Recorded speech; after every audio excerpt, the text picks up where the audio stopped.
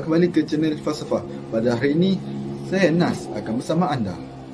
Sebelum memulakan video pada kali ini, ingin saya mengingatkan para penonton agar sentiasa menjaga kesihatan dan jarak sosial. Untuk video kali ini, saya ingin menceritakan tentang 5 kisah rumah seram.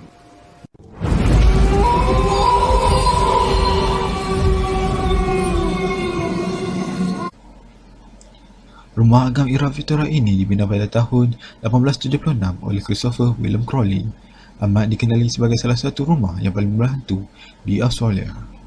Berbagai jenis tragedi telah berlaku di rumah ini.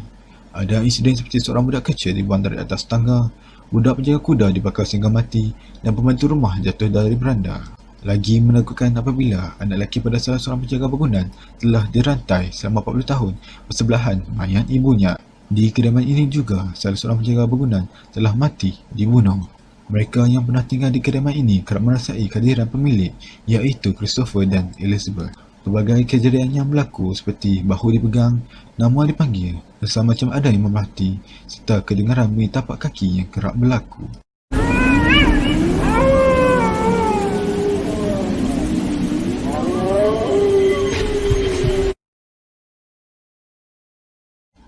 Dibina pada tahun 1862 di atas tanah bekas sebuah biara lama, Bali Rectory yang terletak di esok ini dirujuk sebagai antara rumah yang paling berhantu di England.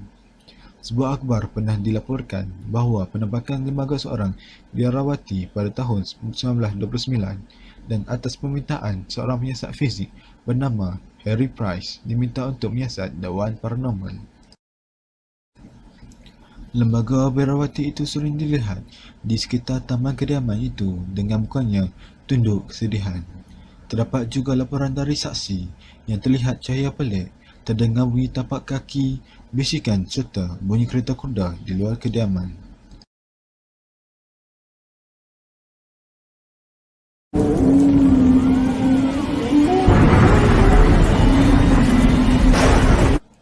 Terletak di New York yang menjadi lokasi pembunuhan besar-besaran pada tahun 1974, beberapa bulan selepas kejadian tersebut, keluarga Last berpindah masuk.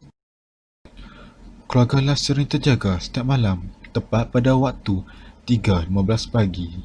Menyeramkan lagi, mereka sering menyaksikan pelbagai objek terbang melintasi bilik, patung salib mereka diterbalik, dan juga biasa melihat sepasang mata entiti berenung tajam ke arah mereka.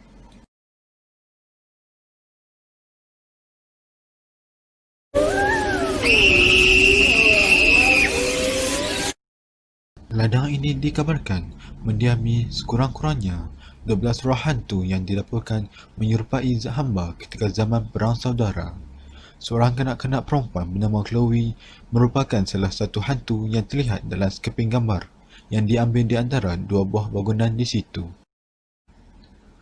Ada gambar yang pernah diambil di ladang ini menjadi terkenal kerana mempunyai penampakan seorang budak perempuan sedang memerhati ke arah luar tingkap dan tepat ke arah kamera.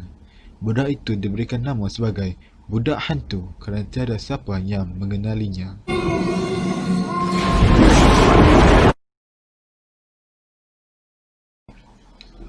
Kediaman yang pertama dibina pada tahun 1945 ini terletak di Wootton-under-Edge di Gloucestershire, merupakan rumah penginapan yang paling berhantu di seluruh England. Menurut legenda yang mengatakan bahawa rumah ini dibina atas tapak perkuburan agama Pagan Purba, di mana upacara korban kanak-kanak pernah dilakukan. Tapak itu juga dikatakan pernah menjadi tempat ahli sihir dibakar. Ramai tetamu yang menginap sini sering lari keluar pada waktu malam, menyatakan mereka menyaksikan pelbagai perkara yang menakutkan berlaku. Ada yang pernah menyaksikan perabot dan objek berterbangan.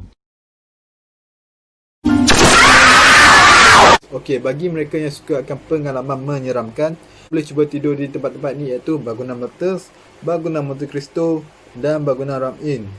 Kerana tempat-tempat ini telah dijadikan sebagai tempat penginapan para pelancong. Kecuali bangunan Ram Inn ni perlulah telefon terlebih dahulu pemilik disebabkan diorang telah lama tutup bisnes.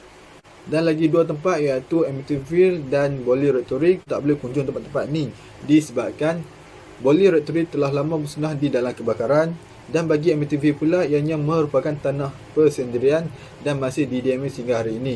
Alhamdulillah, dah tamat dah video nas pada kali ini. InsyaAllah kita akan berjumpa lain kali. Assalamualaikum.